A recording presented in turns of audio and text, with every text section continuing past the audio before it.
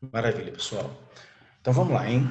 Ó, no mesmo esquema da aula passada também, me interrompam quando houver perguntas, tá? Faço questão disso. Eu acho que a dinâmica foi boa na aula passada, mesmo interrompendo um pouquinho a gravação, mas não tem problema não. Pode tirar o microfone e falar alguma coisa. O que vocês quiserem que eu responda ao final, vocês coloquem no chat. Beleza. Bom, a gente terminou a aula passada falando muito sobre creatina e metabolismo anaeróbico alático.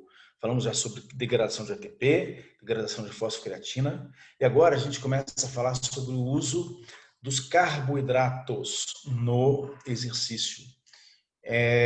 Os carboidratos são fundamentais durante a prática da atividade física, porque qualquer exercício de intensidade moderada para cima, em termos de intensidade, já tem como predominância o uso de carboidrato. Tá? Depois a gente vai ver, ao falar da gordura, que a gordura é muito boa no repouso, para o fornecimento de energia e na atividades de bastante baixa intensidade. Porque a gordura tem um metabolismo lento, a degradação e o uso dela no metabolismo energético envolve uma série de passos, regulação hormonal e ativação de uma série de enzimas. Então demora muito. Além do mais, o uso da gordura no metabolismo energético, ele demanda o uso de oxigênio maior do que o uso aeróbico de carboidrato. Portanto, na hora que eu começo a aumentar a intensidade do exercício, eu começo a precisar de mais oxigênio e de mais energia sendo gerada num fluxo maior, a gordura passa a não ser mais o fator prioritário, o preponderante. E a gente vai ver isso muito mais na aula que vem, tá? Mas só já como uma espécie de teaser para vocês aí. O entendimento da participação de carboidrato e gordura durante o exercício, ele é fundamental e ele é muito interessante, porque vai ter uma implicação muito grande no desempenho humano, na capacidade do ser humano fazer exercício intenso ou fazer exercício prolongado, e vai ter uma implicação muito grande também em programas de exercício físico com fins de emagrecimento, tá? Então, o metabolismo é cheio de detalhezinhos, mas não é nos detalhes que eu quero que vocês se atenham. Eu quero que vocês se atenham no entendimento do global, beleza? Bom, os carboidratos são utilizados, são armazenados no corpo na forma de glicogênio e em dois tecidos, basicamente, né? No tecido muscular, na musculatura do corpo inteira e no fígado. A maior parte está no músculo e mais ou menos um quarto do total no fígado, tá? O glicogênio hepático.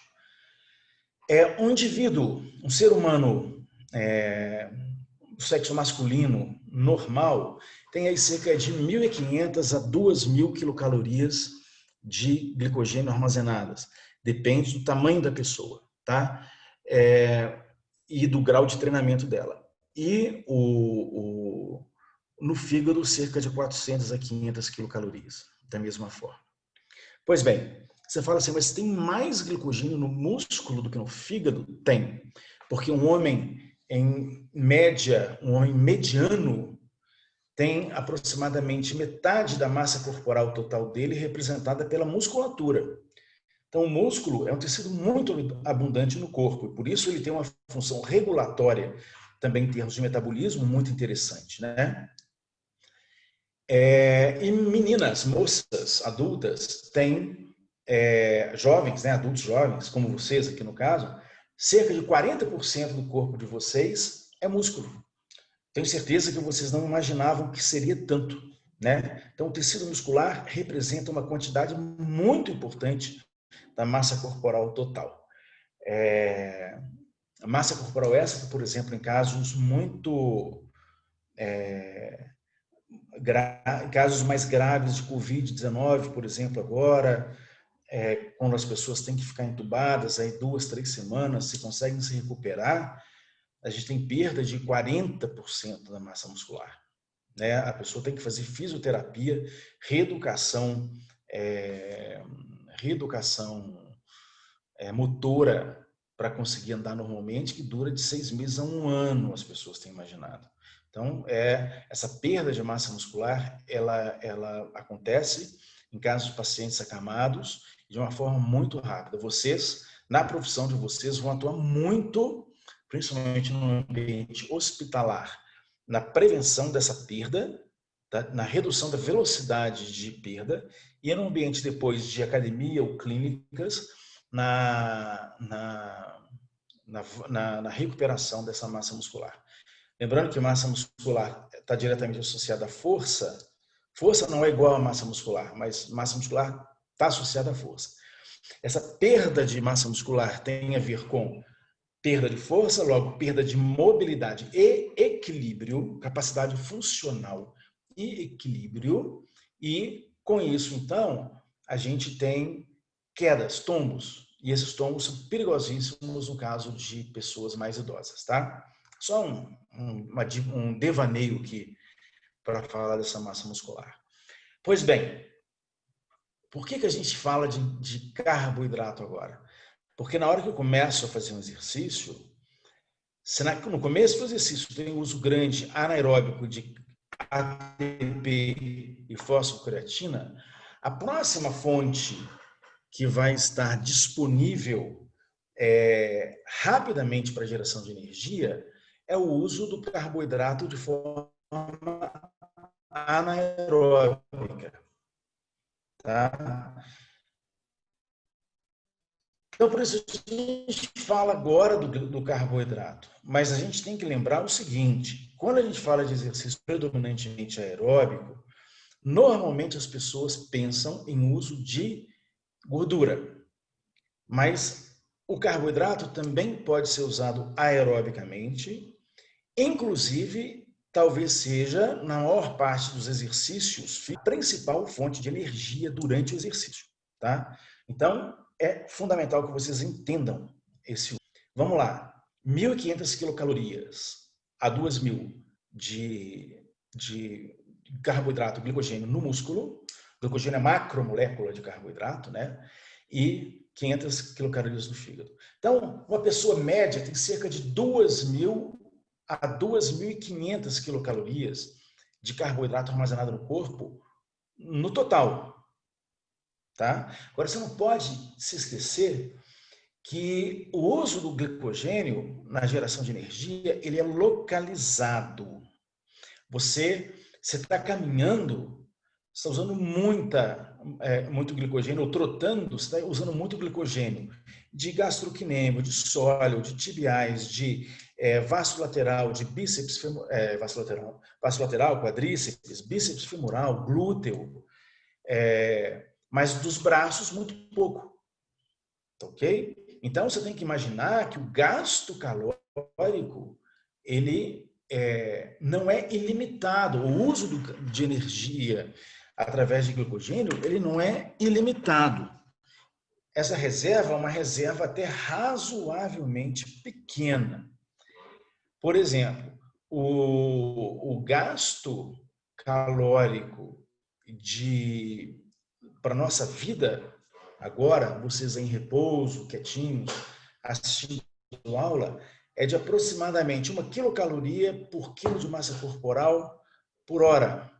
Então, se uma das moças da sala aí pesa 55 quilos, 60 quilos, 50 quilos, você vai ter aproximadamente um gasto calórico agora, numa hora de aula, de 50 quilocalorias, tá? Pesando 50 quilos. Imagina que você tenha 50 quilocalorias de gasto por hora em repouso. Em 24 horas, você gasta 1.200 quilocalorias. Tá? Se você tiver um gasto, ficar 2 dias, por exemplo, parada, simplesmente parada, você, em 2 dias, consumiria toda a reserva de glicogênio do seu corpo se você usasse glicogênio em repouso de forma predominante, que não é o caso. Existe essa outra fonte de energia, que é a gordura, que é extremamente rica e nos mantém vivos. O problema da gordura é desde que inventaram o biquíni, que aí você não quer ter gordura. Desde que inventaram a sunga, aí você não quer ter gordura. Mas, e aí você quer perder o peso para ir para a praia daqui a 15 dias, para ficar todo saradão, toda bonitona. Não vai conseguir. Já aviso logo. Por quê? Porque para você queimar essa gordura, você precisa de muito balanço calórico negativo, muito déficit calórico. Vai começar sobre isso mais na hora que vem. Agora, o carboidrato não. Você imagina se você tivesse perdido lá na Serra do Cipó, no passeio, e de repente você... então, você está no passeio lá, maravilhoso, vendo a serra, e de repente você perde do grupo lá. Em coisa de 2 dias, você não teria energia mais se o glicogênio fosse sua fonte de energia primordial. Agora, suponha que você fique caminhando rapidamente para tentar achar a trilha de novo, achar o grupo de novo. Tá? Muito rapidamente, você consumiria essas 1.200 quilocalorias, porque o consumo de oxigênio, o consumo de gordura da marcha humana é de aproximadamente 1 quilocaloria por quilômetro percorrido.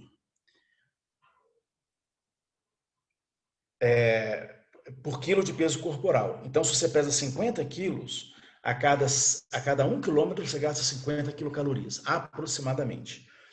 Se a superfície for dura e plana, tá? Você imagina você na Serra do Cipó subindo, descendo, andando rápido, meio desesperado. 6 horas, 8 horas procurando ali, o glicogênio da perna já foi embora. Imagina, você já não vai conseguir mais andar rápido. Você vai ter que caminhar muito mais lentamente. Então, a primeira informação prática que a gente precisa dar é que reserva muscular de glicogênio normalmente é muito limitada, acaba rápido, e o glicogênio é o substrato energético que permite o exercício aeróbico em maior intensidade. A gordura é um excelente combustível, é a densidade calórica mais alta. Em 1 quilo de gordura de tecido adiposo humano, aquela da gordura subcutânea, né? A pelanca, ainda bem que vocês não estão vendo que eu estou aqui na câmera, estão vendo só o rosto, mas a pelancada aqui, ó, 1 quilo de pelanca são 7.700 quilocalorias. Tá? Imagina você gastar isso. Graças a Deus que é assim. É por isso que certas pessoas sobrevivem à Covid, tá? Sobrevivem a pneumonias severas, sobrevivem a internações prolongadas, porque tem gordura para queimar. Inclusive, como eu falei, o problema da gordura é o biquíni e a sunga. A chance de sobrevida em doenças graves de pessoas com leve sobrepeso, jovens e saudáveis, desde que jovens e saudáveis, ela é significativamente maior do que pessoas magras demais, por exemplo. Então, interessante, isso obviamente em termos populacionais, né? Não é em termo individual, não. Mas é interessante esse dado. A gordura existe para nos manter vivos, ela é uma reserva de energia extremamente importante que nós desenvolvemos ao longo de milhares de anos de evolução, onde os alimentos nesses milhares de anos não eram abundantes e para conseguir o alimento nós tínhamos que nos locomover, nós tínhamos que nos mexer. Hoje, quando você quer se alimentar, você compra um pão de queijo, você compra um misto quente, aí depois você não quer ficar magro, não tem como, né? Experimenta comer igual o homem das cavernas, você vai ver que rapidamente você emagrece. Se comer a quantidade que eles comiram, não vai comer comida de homem das cavernas na quantidade que você quer comer hoje, não, né? Tem que comer na quantidade que eles tinham naquela época. E também tem que sair para caçar, não adianta comprar no supermercado, não. Você vai ver que você vai ficar magrinho, uma beleza. Bom, com relação a essas questões introdutórias, seria basicamente isso, exceto uma coisa que ficou faltando. Nós temos, em média, cerca de 5 litros de sangue no corpo. E nesses 5 litros, eu tenho aproximadamente 3 gramas de glicose. Como cada grama de carboidrato tem aproximadamente 4 quilocalorias, eu tenho de 12 a 13 quilocalorias de gordura no corpo inteiro no sangue. Tá? Então, a glicose, ela não é, plasmática, ela não é considerada um armazenamento de carboidrato. Até porque é uma concentração que fica numa faixa, num range, numa faixa de normalidade muito estreita. Se a glicose abaixa, além dessa faixa de normalidade, a gente começa a ter tremor, vertigem, falta de coordenação, fome, dificuldade de concentração, dificuldade de concentração sustentada, dificuldade de abstração e percepção de fadiga enorme. Tá? Se cair mais ainda, a gente desmaia. Se cair mais ainda, morte. Da mesma forma, a hiperglicemia, que é o aumento dessa faixa, acima dessa faixa de normalidade, a gente tem, então, uma série de quadros patológicos, de sintomas que vêm e que podem também nos levar à morte. É menos drástico do que a hipo, tá? Mas a faixa de normalidade é uma faixa muito estreita. Então, não é considerado uma reserva.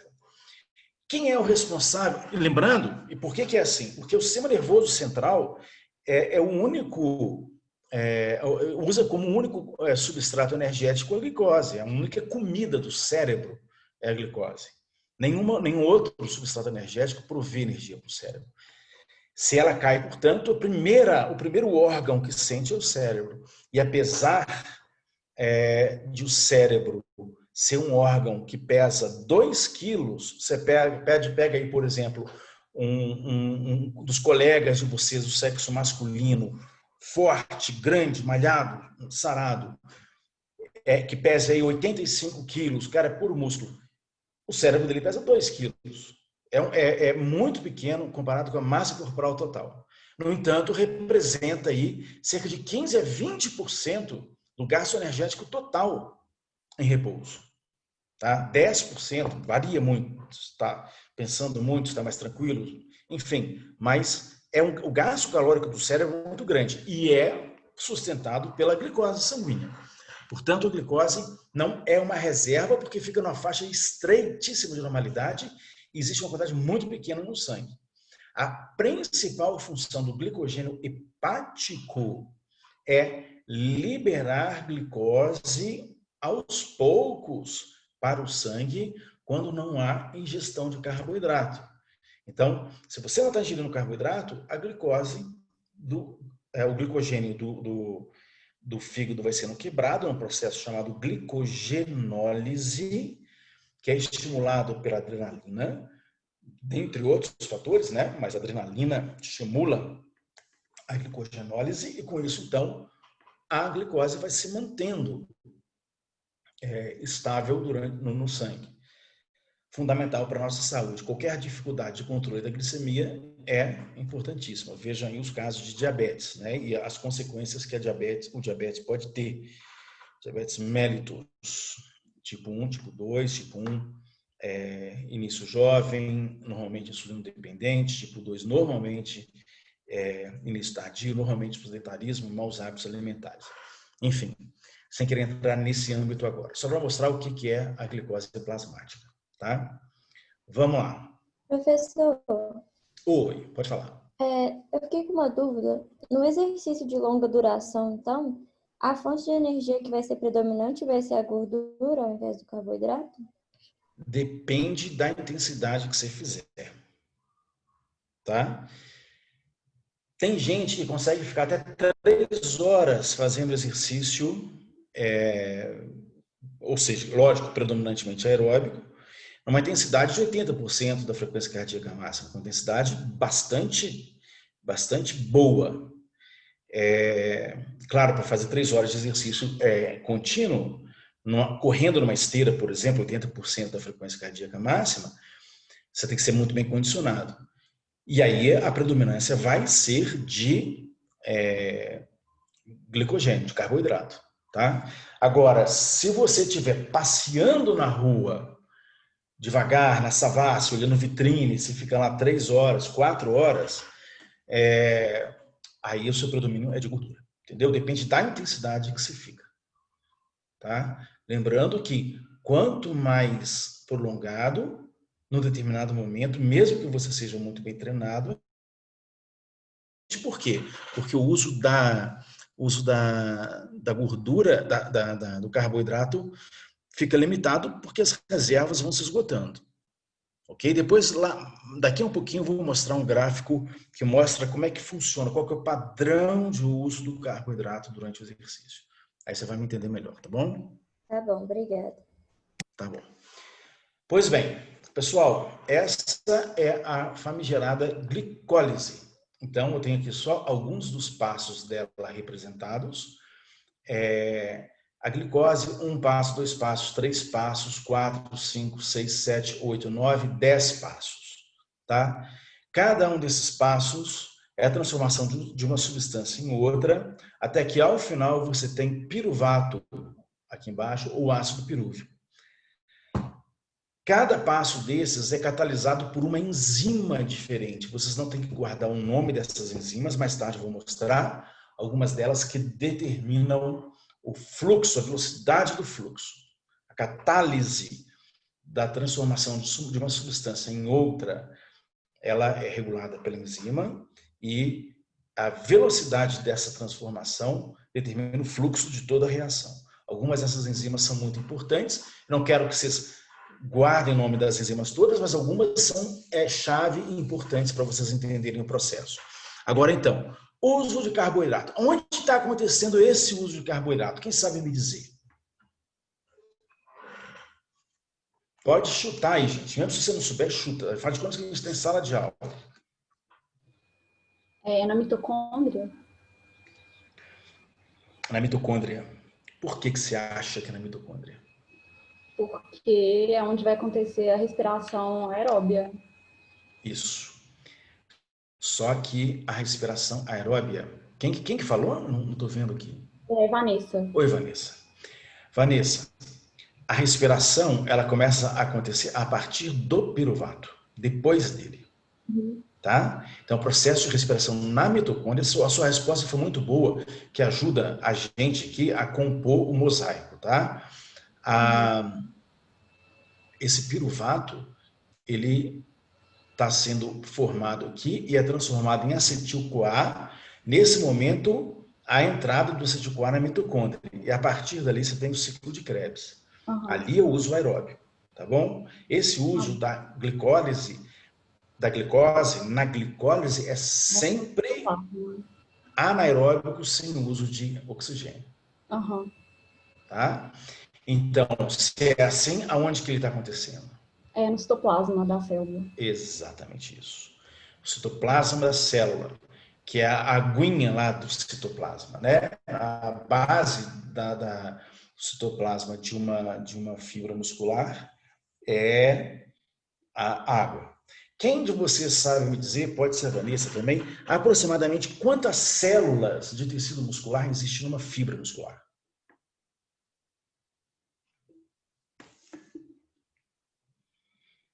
Quem escuta? Só por alto. Assim.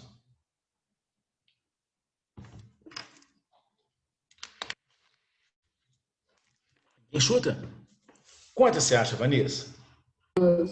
Sei lá, 2 milhões, alguma coisa assim.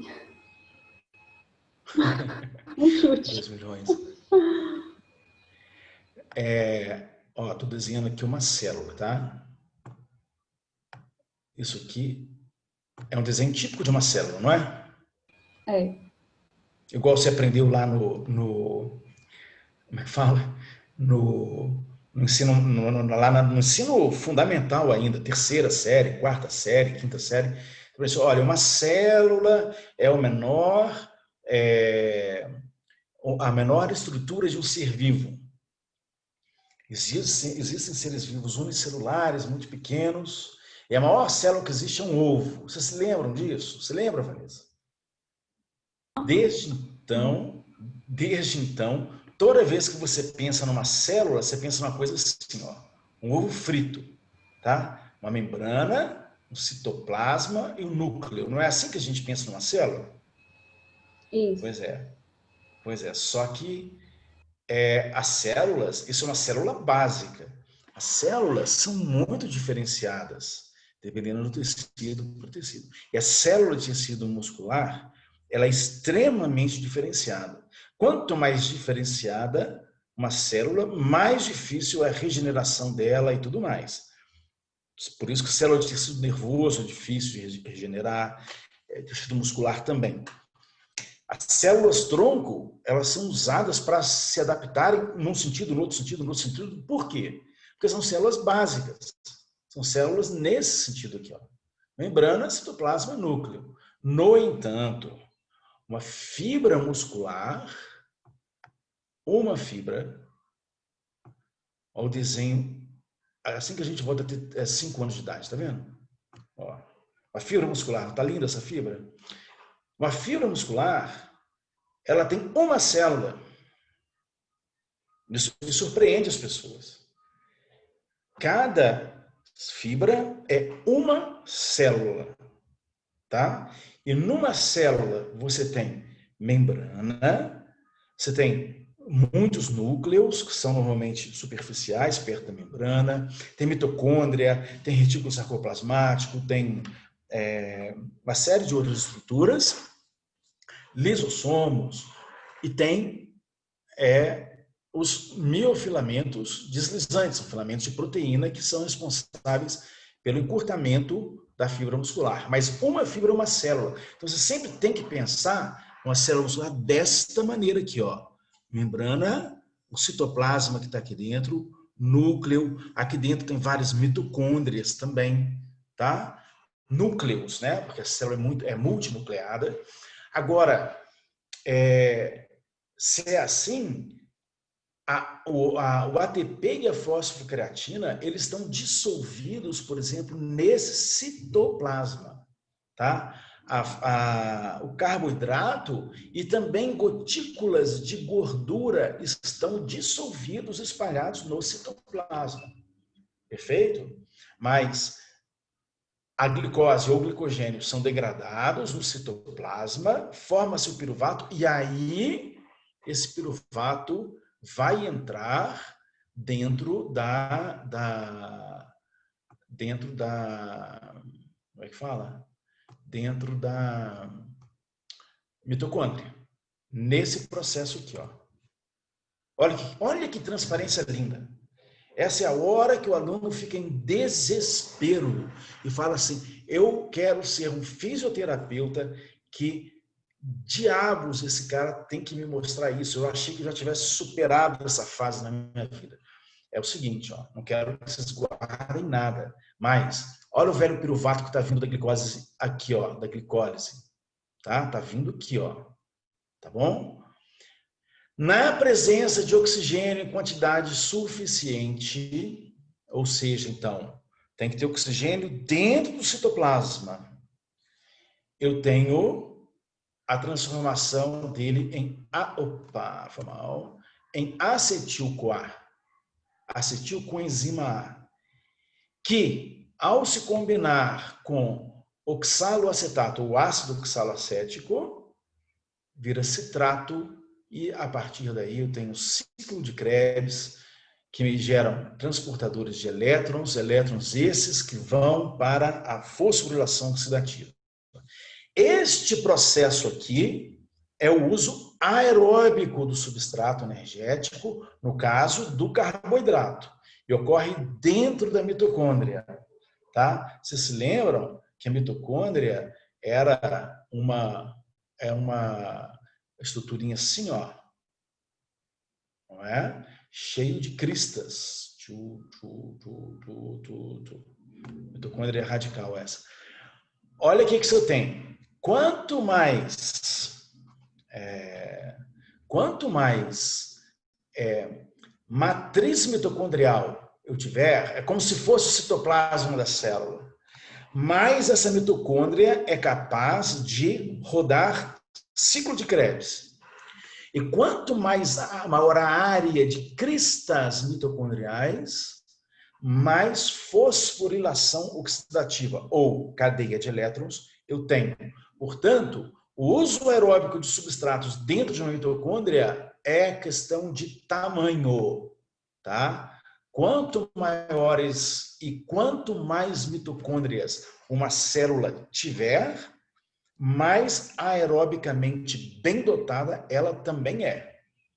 Então, essa questão mitocondrial ela é fundamental e vocês depois vão ver que uma das adaptações ao exercício aeróbico é justamente essa, aumento de material mitocondrial. Quando nós nos exercitamos aerobicamente, dentro das fibras musculares e dentro das fibras musculares cardíacas, um aumento do número de mitocôndrias e uma hipertrofia dessas mitocôndrias. Tá bom? Aspecto esse fundamental tanto para o desempenho quanto para a saúde.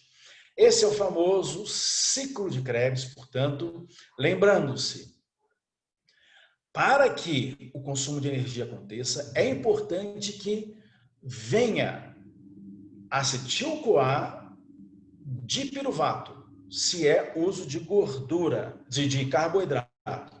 Mas, se é uso de gordura, eu vou falar isso depois na aula que vem, eu tenho, então, o ácido graxo sendo transformado também em acetil-CoA. Então, a única forma de entrada de gordura e carboidrato no ciclo de Krebs para o metabolismo energético é na forma de acetil-CoA. Perfeito? Esse é um detalhe importante de aplicação prática que eu já vou comentar aqui agora. Lembrando que a gente tem também um outro substrato energético que não é predominante nunca, e que não deveria acontecer, a gente às vezes usa, mas ele não deveria ser usado, que é o uso de proteína para gerar energia. E esse uso de proteína, essa proteína ela vem de tecido muscular, significa que quando esse metabolismo está muito ativo, a nossa massa muscular está indo embora, e nesse caso, aminoácidos podem entrar em vários intermediários do ciclo de Krebs. Não precisa de entrar só na forma de acetil-CoA, mas gordura e carboidrato sim. Pois bem, aplicação prática. Vocês já ouviram falar muito em dietas de eliminação ou restrição drástica do uso da ingestão de carboidratos.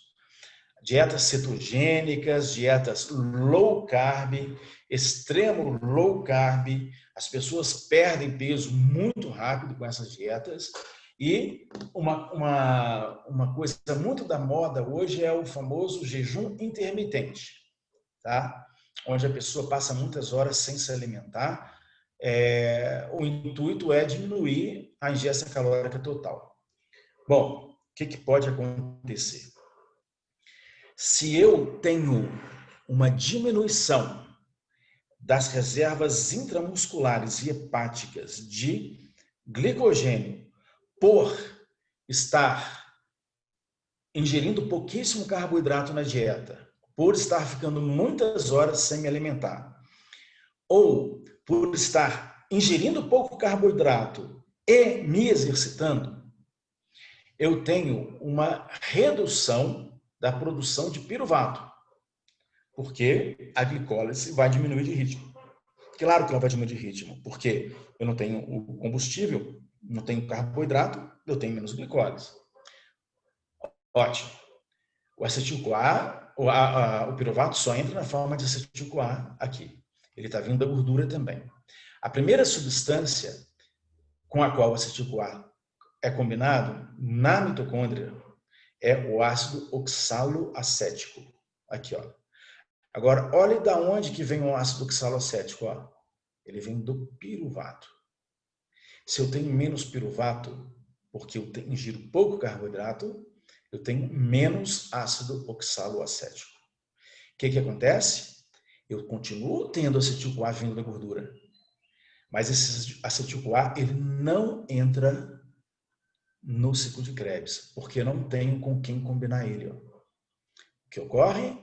Um acúmulo de acetilcoenzima A, que é transformada em corpos cetônicos. Por isso, então, fala-se de dietas cetogênicas, tá? Essa dieta cetogênica tem duas questões. Esses corpos cetônicos podem ser utilizados até na gliconeogênese, transformados depois no fígado em glicose, mas um processo muito lento e insatisfatório, mas eles são filtrados pelos rins e excretados. E isso pode sobrecarregar a função renal em pessoas que ou já têm uma fragilidade da função renal, ou quando a produção de corpos cetônicos é muito grande, ou quando a ingesta de líquido é baixa e o débito urinário, o volume total de urina produzido é baixo. Pode haver, não é que você vai ter uma falência renal quando faz uma dieta cetogênica, mas dietas cetogênicas muito agudas, prolongadas, com baixa ingestão de líquido, principalmente quem tem alguma fragilidade já renal, podem acarretar problemas renais. Há que se tomar cuidado. Mas, basicamente, eu tenho o quê? Eu tenho uma diminuição no próprio uso da gordura. Apesar de eu ter muita gordura no corpo. Então, eu começo a usar a proteína, porque a proteína começa a entrar, os aminoácidos começam a entrar como intermediários aqui, ó, em vários momentos do ciclo de Krebs. Tá? E aí, o que ocorre? Massa muscular vai embora. Redução grande de massa muscular, que é isso que a gente está vendo nesses casos de internação prolongada com Covid. Tá bom? Perdas aí terríveis de massa muscular em 3, 4 semanas. Então é isso.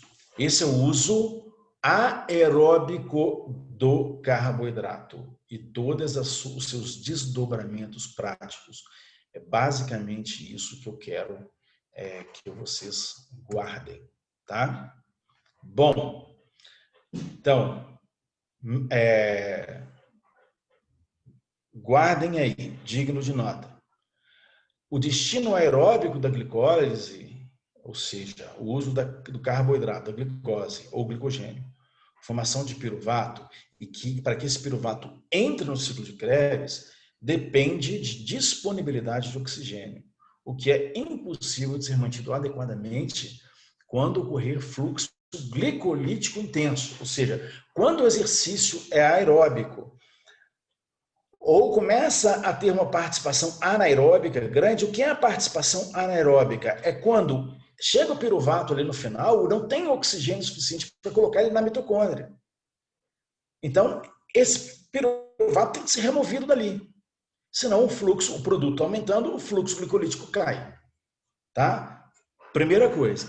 Segundo, então essa é a primeira coisa. Depois nós vamos ver como é que é o uso anaeróbico, então, do carboidrato. Quando o piruvato transformado em lactato, nesse momento de exercício mais intenso, fluxo glicolítico mais intenso, o piruvato transformado em lactato, a gente fala então do uso anaeróbico do carboidrato, a produção anaeróbica lática de energia, certo?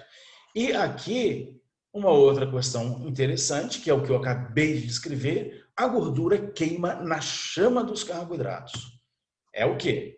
Se eu tenho o fluxo glicolítico aqui e não tenho oxalacetato proveniente do fluxo glicolítico, porque ele está diminuído por ingestão de carboidrato baixa, insuficiente, eu não tenho como queimar a gordura que está sendo transformada em acetil-CoA.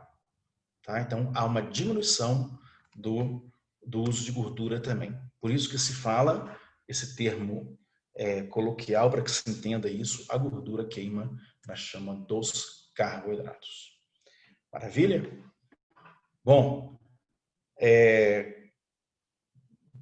quase já 45 minutos de aula. Vamos fazer um intervalo agora. O Carol, né? Estava gravando. Boa. Obrigado. Pessoal, olha só. Gráfico este fundamental com 300 mil informações, tá? Deixa eu pegar essa minha barra aqui. O que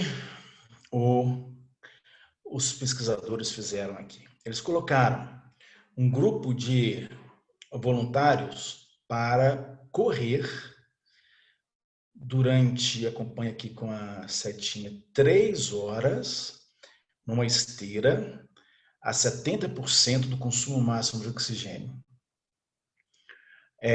Isso é aproximadamente 80% da frequência cardíaca máxima, o que para indivíduos treinados, é que tinham que ser treinados, porque senão não tem como correr 3 horas na esteira, né? Para indivíduos treinados é um exercício normalmente moderado, tá? O que de fato ficou comprovado, porque o que foi medido? Gente, cadê essa setinha aqui? Nesse gráfico de baixo, ele mediu uma coisa chamada percepção subjetiva do esforço, que em português é PSE, percepção subjetiva do esforço. A escala é uma escala de um sujeito chamado Borg. Borg é um sueco que criou isso, que é uma das grandes descobertas da história da ciência. Parece uma coisa muito simples, mas tem toda uma ciência embaixo. Borg, e na literatura em inglês se chama RPE, porque vocês vão ter que ler muitos textos em inglês, vocês já sabem do que está se tratando agora. RPE significa Rate of Perceived Exertion, que é percepção subjetiva de esforço, taxa de percepção subjetiva de esforço. Olha só, de 20 em 20 minutos, ele media aqui a percepção subjetiva do esforço, tá? Ao longo das 3 horas. Primeira medida, aqui em repouso, né? Logo que começou, a média do grupo classificou com leve a moderado, quase aquele moderado, 20 minutos, 40 minutos, 1 hora. 1h20, 1h40, 2 horas, 2h20, 2h40, 3 horas. Notem, ao longo das 3 horas, a intensidade do exercício não aumentou, tá? Mas a percepção do esforço sendo realizado foi passando de até 1h20, estava bem no moderado. 1h40 começa a subir, 2 horas ele está entre moderado e pesado, 2h20, sem intensidade aumentar, ele estava considerando o exercício já pesado, ou seja, a fadiga está se instalando, e no final das 3 horas, o exercício é considerado por todo o grupo como exaustivo, tá? Olha que interessante, sem que houvesse aumento de intensidade.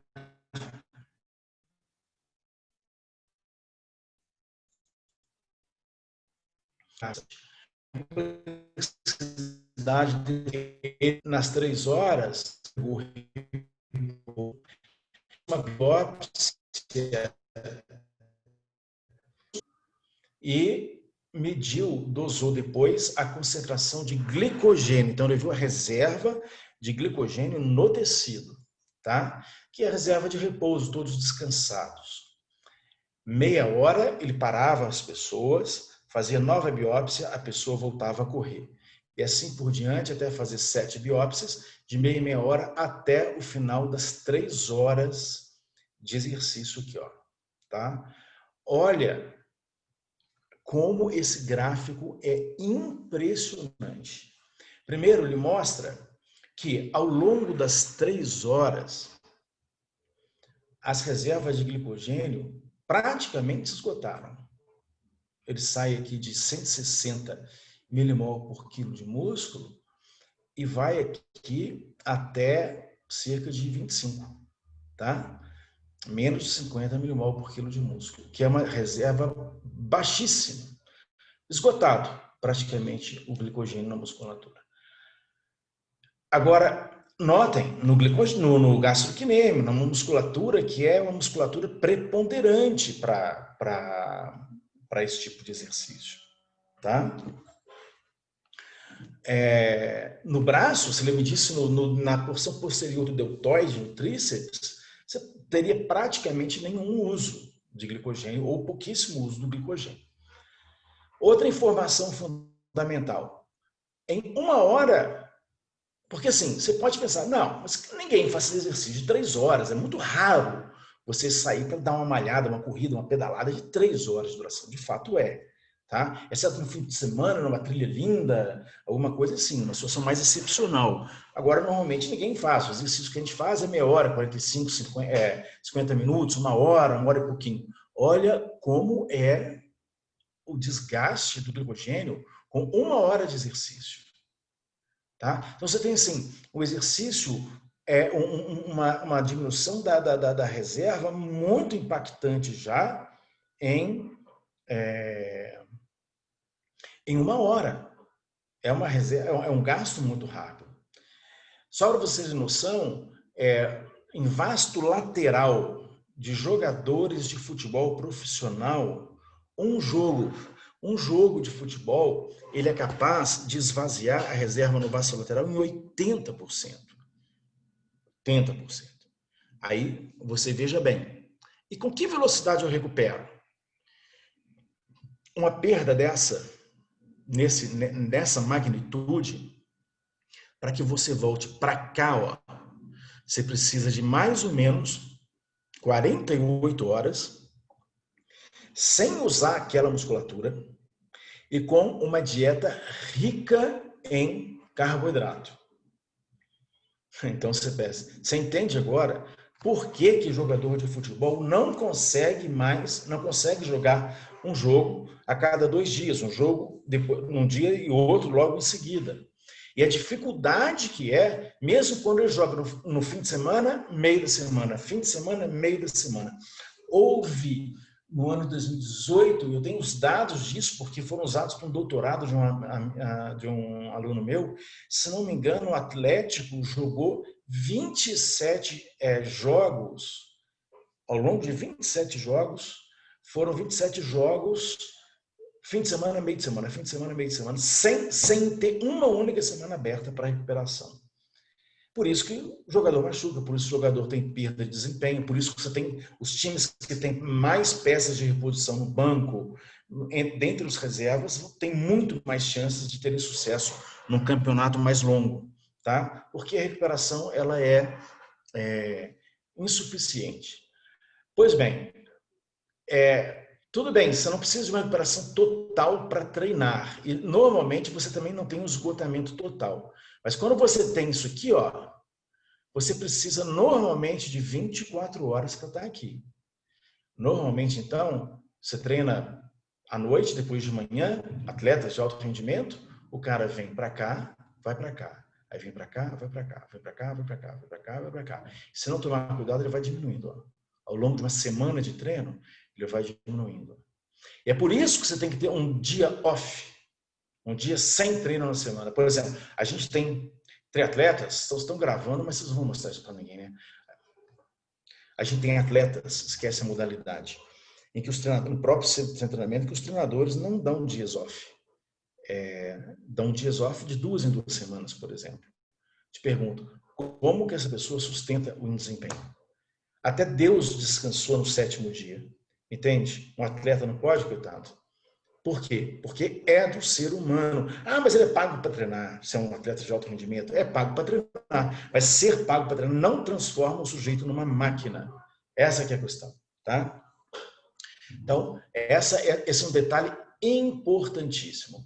Se um atleta começa a operar, um indivíduo qualquer, nesta faixa, ou nessa faixa aqui tá mesmo, ó, tá? Porque está treinando muito, está ingerindo pouco carboidrato, está recuperando pouco entre um treino e outro, ou todas as afirmações acima, tudo isso, que é normalmente o que acontece no contexto da atividade física, 3 consequências rápidas vão acontecer. A primeira, uma dificuldade de se manter exercício intenso. Quando as reservas de glicogênio estão baixas, é impossível fazer exercício intenso. Por quê? Sem glicogênio não há glicólise, não há produção aeróbica de energia usando carboidrato. Você precisa de usar gordura. Gordura você tem, tá? Agora, tendo gordura, a taxa de produção de energia é muito menor. Porque você precisa de mais oxigênio e o metabolismo é mais lento. Então, você impreterivelmente tem que diminuir a intensidade de exercício. Impreterivelmente. Não há como manter intensidade de exercício adequada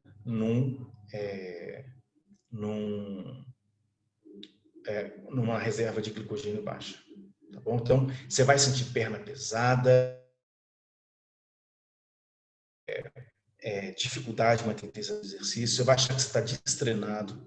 É muito comum o treinador achar que o atleta está destreinado e soca intensidade, soca treino. E tudo que o atleta precisa é de recuperar. Tá? Mas aqui não. O treinador, qual é a nossa tendência quando o carro, a gente está dirigindo e o carro começa a atolar na areia, atolar na grama? A tendência é pisar no acelerador para tirar o carro dali. É exatamente o que o treinador faz. O atleta começa a atolar, ele soca treino. E o que acontece quando você pisa no acelerador e o carro está atolando? Ele atola mais. Ao invés de sair, ao invés de você ir pisando devagarzinho e o carro vai saindo, não. Você pisa muito numa reação reflexa, o treinador soca treino e é aí que o carro atola de vez. Tá? Então, esse é um erro muito comum. Muitos de vocês vão trabalhar em equipes multidisciplinares no esporte. Então, é muito importante que vocês saibam disso, tá bom? Mesmo que não seja no esporte de alto rendimento, mesmo no esporte de massa, porque essa galera que está aqui correndo na beira da Lagoa da Pampulha está socando treino, não quer nem saber, quer treinar, no pain, no gain. E aí a pessoa se enforca sozinha. Ótimo. Lembrando, vamos imaginar a seguinte situação, ó. Aqui o estudo foi interrompido, tá legal? Suponha, no entanto, que ele não tivesse interrompido e ele pedisse para as pessoas continuarem a correr. Você vai continuar a correr. Põe o microfone aí e tenta me responder. O que aconteceria? Pode falar. Ele desmaia? Fala mais alto. Ele desmaia? Cai duro, né? Quem que falou? É porque quando minha mãe começa a dar umas dessas, ela desmaia. Eu pensei nela. Pois é, mas eu não sei quem falou. Quem? É Isabela. Ah, tá. Isabela, pode até desmaiar, tá? Pode cair duro, se estribuchar no chão, pouco provável. Tem uma coisa que eu lembro de falar, mas eu não sei se tem a ver com isso. Eu acho que não, mas eu lembro da professora de bioquímica falar de jogador vomitar. Jogador o quê? Vomitar. Sim. Mas não é necessariamente... pode ser, mas não é pelo glicogênio baixo, não. Vomita por hipotensão, normalmente.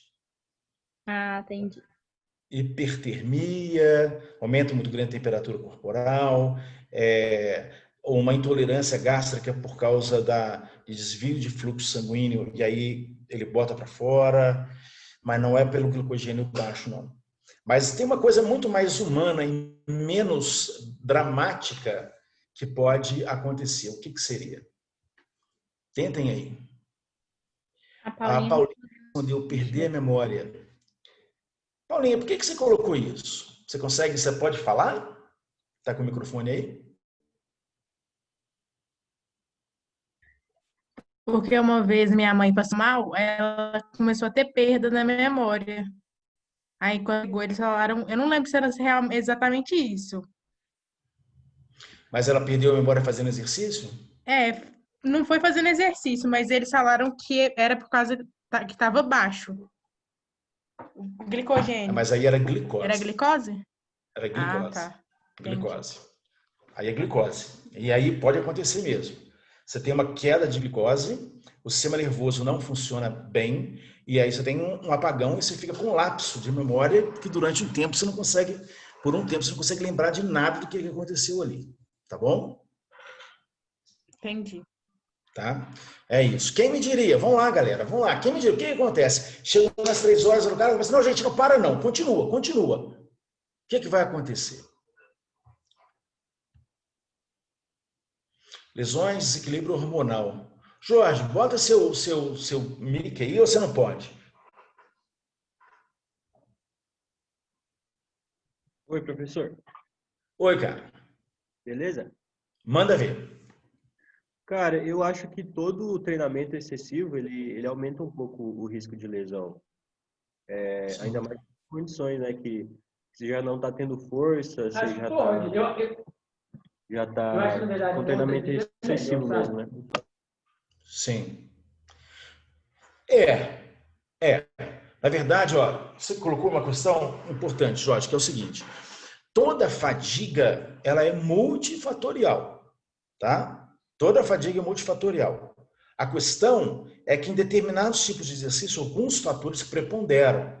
Nesse caso aqui, a chance de lesão é relativamente baixa, por quê? Porque a intensidade é moderada e não há grandes acelerações, desacelerações, mudanças de direção, salto, aterrissagem. Tá legal? Então, por isso, a musculatura não vai ficar estruturalmente sobrecarregada.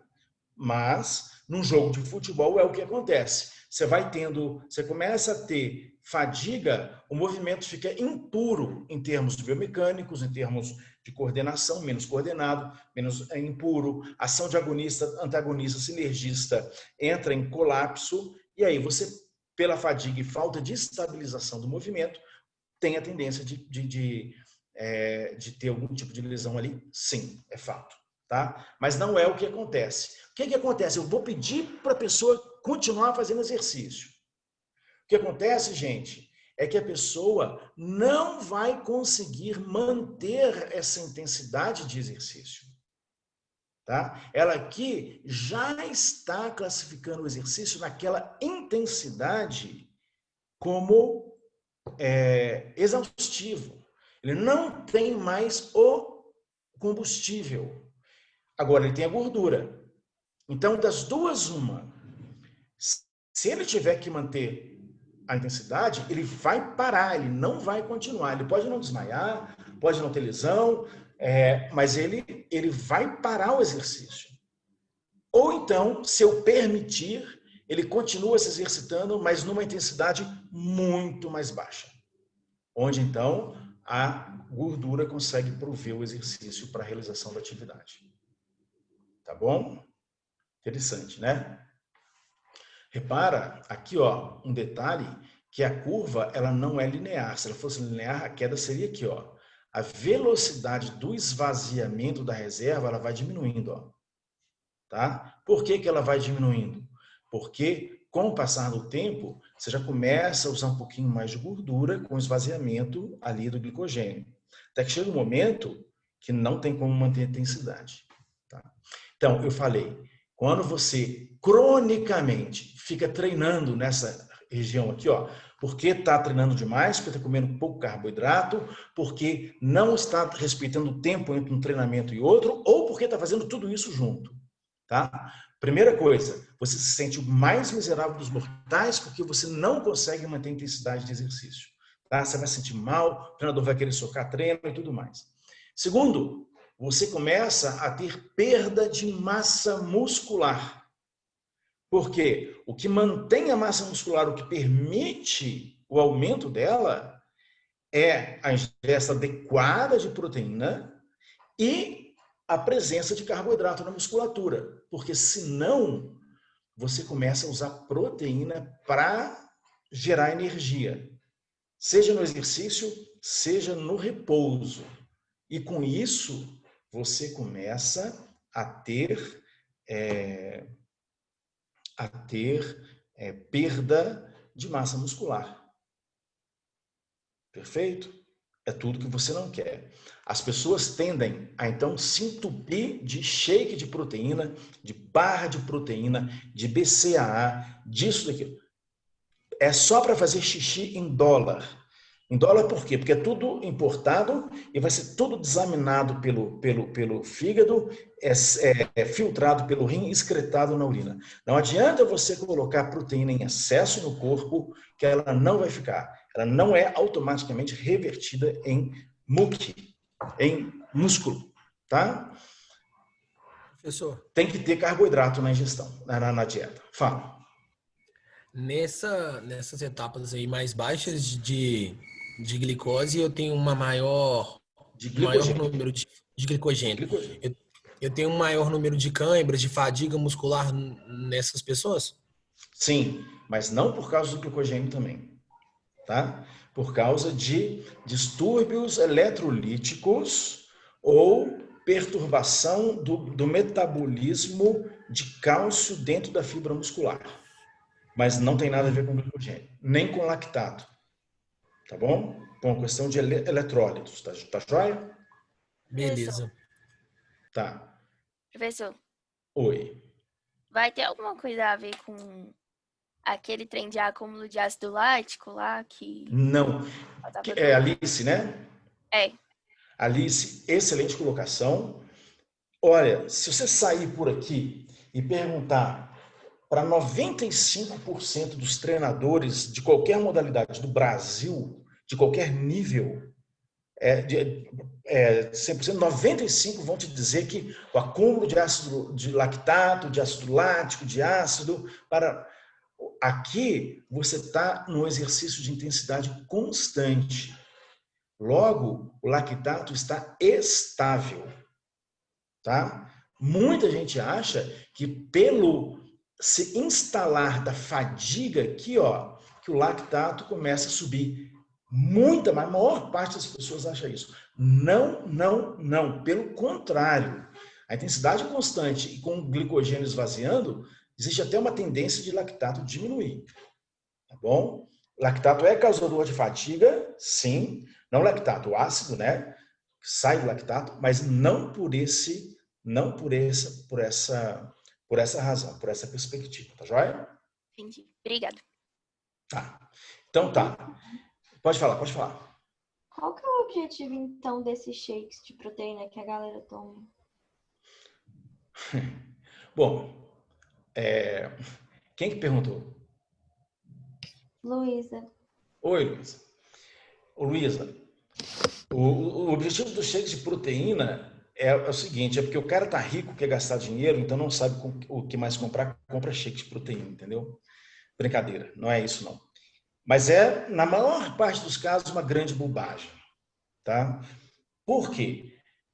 Na alimentação de pessoas como nós, já existe uma quantidade de proteína grande, tá? Normalmente, na imensa maioria dos casos, ela já é suficiente para a reposição de tudo que o corpo precisa, inclusive para a reposição estrutural de músculo, de ligamento, etc. e tal. No entanto, principalmente, ou quando a pessoa quer ficar com bastante pouca gordura corporal para ficar definida, ou quando a pessoa quer... existe, de fato, uma preocupação de ter proteína suficiente para hipertrofia, que é raro. Às vezes você usa só por garantia, e aí é um pouco de proteína a mais. Você tem duas questões. Normalmente, a proteína que nós ingerimos na dieta, ela é ingerida no alimento que tem alguma gordura. Quando você come proteína de queijo, tem gordura, de leite tem gordura, de iogurte tem gordura, de carne tem gordura, seja um bife de frango tem gordura.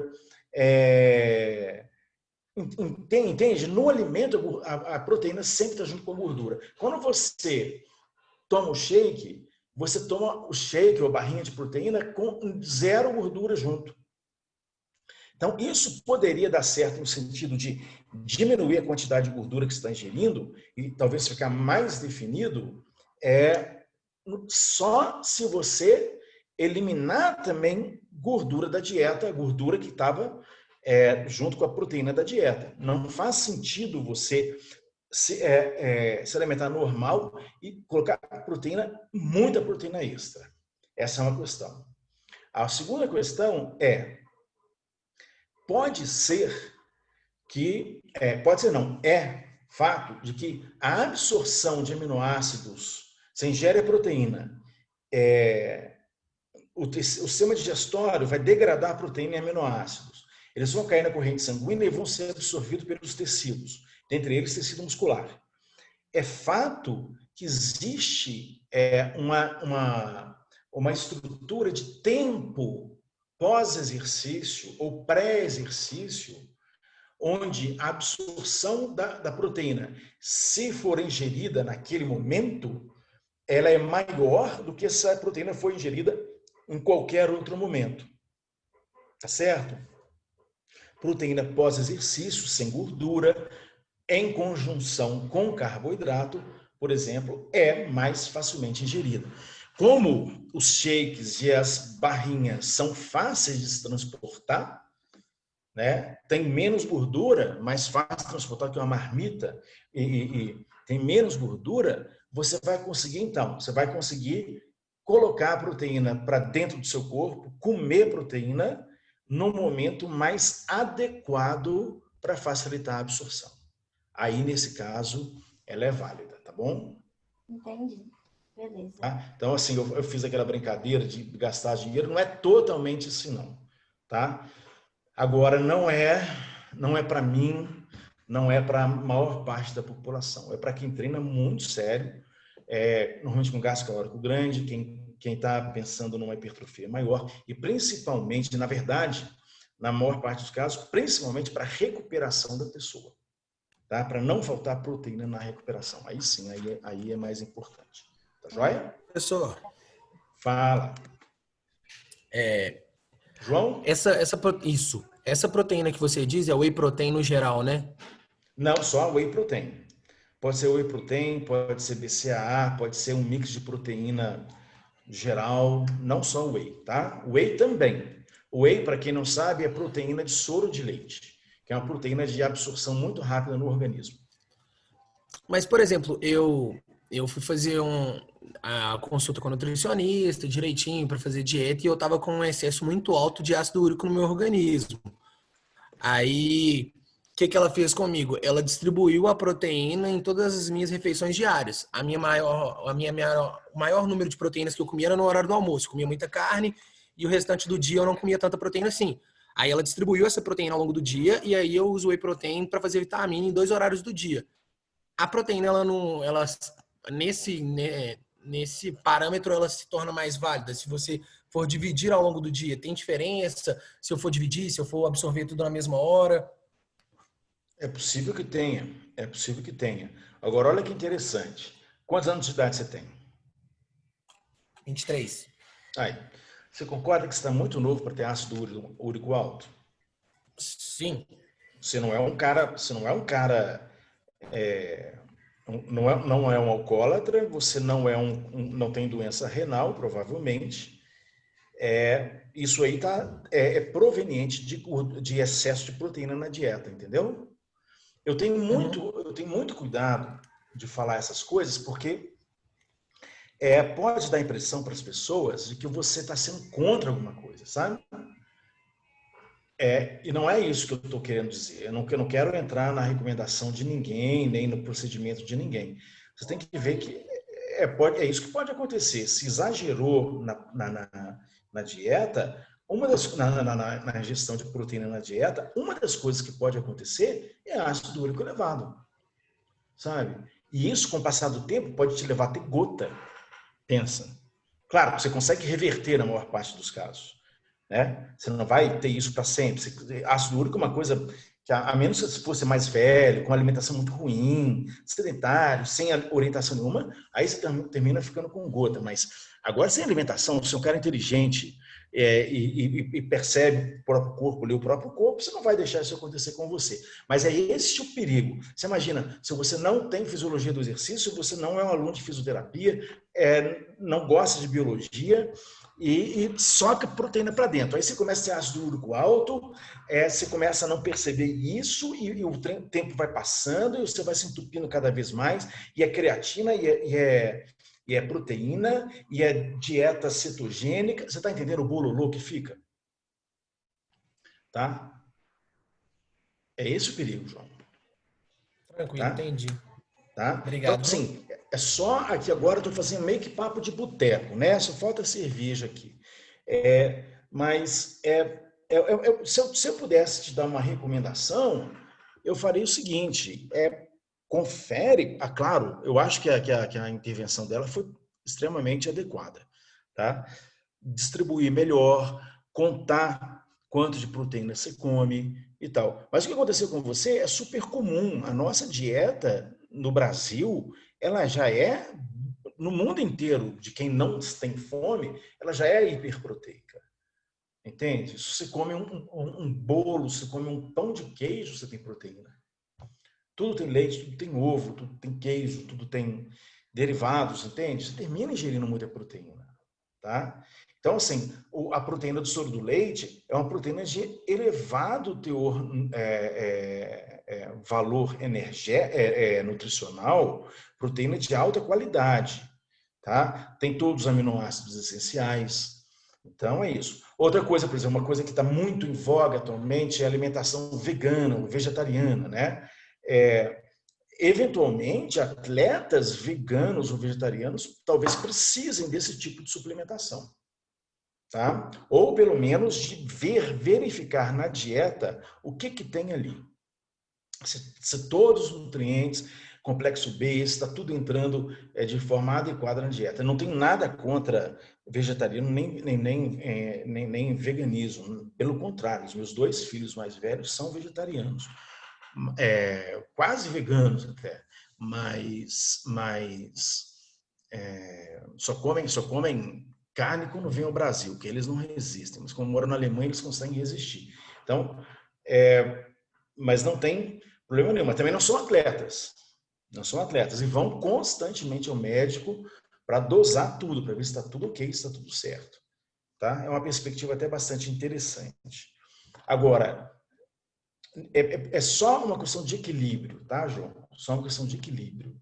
E, eventualmente, se o ácido úrico está elevado, pode ser uma característica sua, metabólica também. Muita gente suportaria, eventualmente, a quantidade de proteína que você toma, nos horários que você toma, sem ter ácido úrico elevado, mas você tem.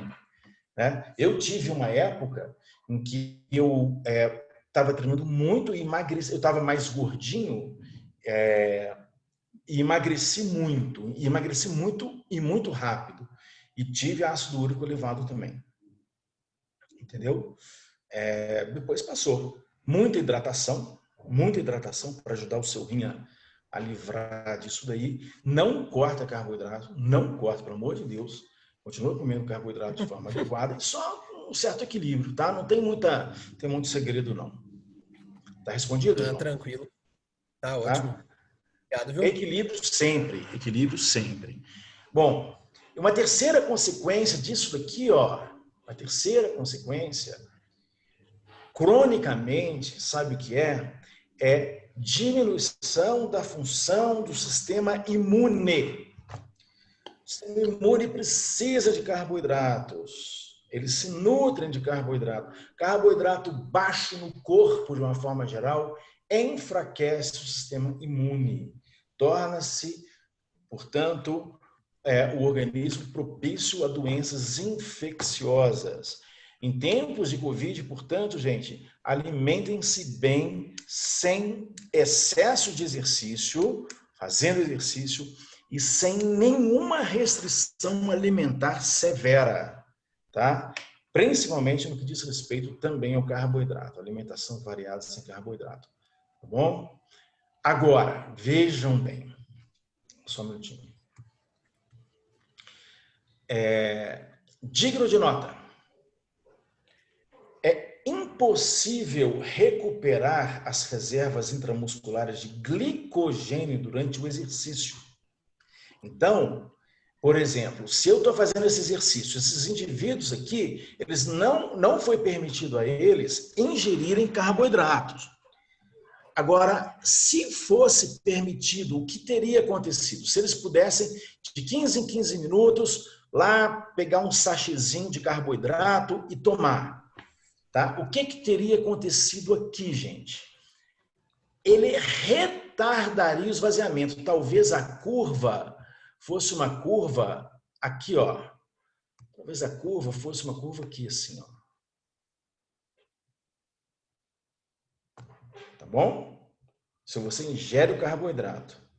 Por quê? Porque você está colocando glicose no sangue e essa glicose vai ser captada pelo tecido muscular, pela fibra muscular, e vai entrar no metabolismo de energia. Sendo assim, o corpo usa menos da reserva intramuscular de glicogênio dele, que já está lá. Então, há sim um efeito de retardar a fadiga se neste tipo de exercício eu ingerir carboidrato. Tá bom? Por isso que nenhum maratonista corre a maratona sem ingerir carboidrato. Nem que seja um pouquinho ele tem. Tá? Mas recuperar, não. Por quê? Porque gente, espera aqui. Para passar aqui, só se eu apagar. Espera aí. Porque para recuperar glicogênio, eu preciso de uma enzima ativa que se chama glicogênio sintetase. É a enzima que catalisa os tijolinhos de glicose serem reagrupados novamente numa macromolécula de carboidrato que é o glicogênio. E essa enzima fica inibida durante o exercício. Ela só funciona quando eu estou em repouso. Por isso que para recuperar glicogênio, só com ingestão de carboidrato e no repouso. Caso contrário, não há recuperação. Tá certo? Outra coisa, quando eu falei isso aqui, ó, não apenas essa curva de queda do glicogênio ficaria atenuada, né? Você poderia até continuar mais tempo fazendo exercício, mas a ingestão de carboidrato durante o exercício mantém o quê? A glicemia, ou seja, a concentração de glicose no sangue. Porque a glicose ela vai tender a ficar estável. Se eu tivesse uma linha aqui, ó, mais uma anotação. Se eu tivesse uma linha de glicose aqui, ó, a glicose, aqui é glicose, tá? Não é glicogênio. Ela faria assim, ó, faria uma coisa assim, ó, aumento no comecinho, depois ela volta, fica estável, estável, estável, estável, mas com a tendência de queda. No determinado momento ela cai mais.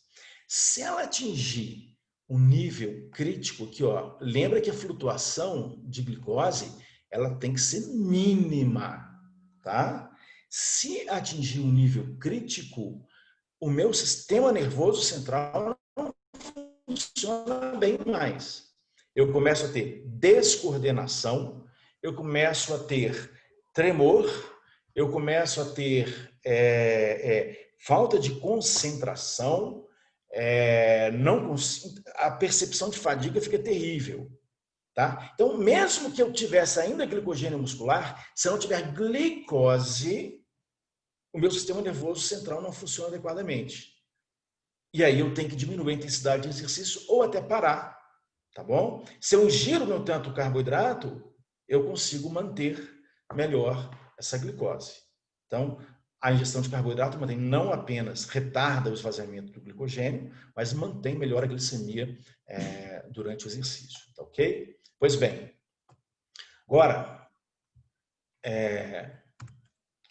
espero que vocês estejam entendendo. Qualquer coisa, daqui a pouquinho vocês perguntam. Tá? Como eu disse, portanto, é possível retardar a depressão das reservas com a administração oral de carboidratos, tá? Tanto da reserva de glicogênio, quanto manter melhor a glicose, como eu acabei de falar.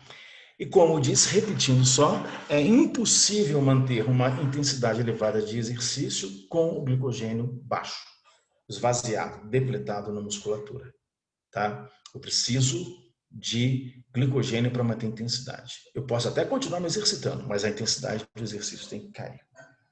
Tá joia? É isso, pessoal. Então, vamos lá. Não. Carol, Pode parar a gravação para mim, fazendo um favor.